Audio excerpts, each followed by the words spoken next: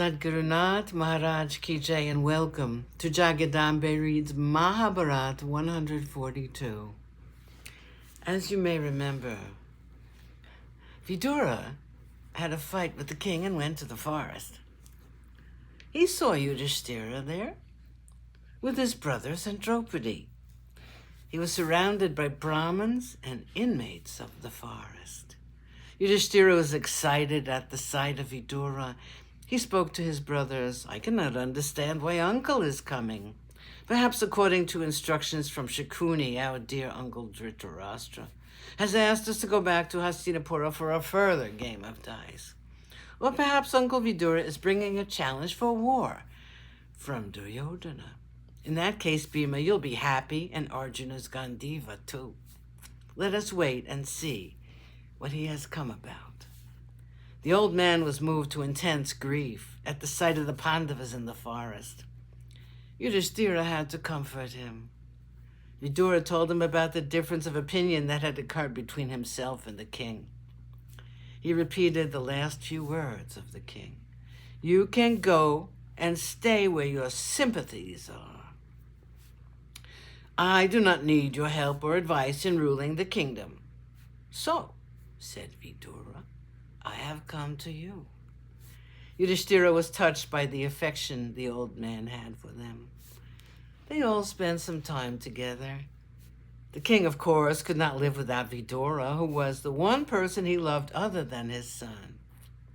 Even though most of the time was spent in listening to scoldings from him, the king was happy in the company of Vidura. He knew him to be the personification of goodness. Goodness has a strange and powerful fascination for those whose nature is neither pure nor good. Dhritarashtra was no exception to this rule. He missed the gentle Vidura by his side. He sent Sanjay, his charioteer, to the forest to bring Vidura back. Sanjaya reached the Kamyaka forest and told Vidura about the condition of the king, how he wanted Vidura to come back to Hastinapura. Forgiving the faults of the king, the request was pathetic. Good people cannot be angry for long, at least not with those whom they love. Vidura loved his brother with all the latter's faults and meanness. He took leave of the Pandavas and returned to his brother at Hastinapura. Chapter 2, The Curse of Maitreya. The journey of Vidura to the Kamyaka forest and his return were watched anxiously by Duryodhana and his followers. They sat together discussing it.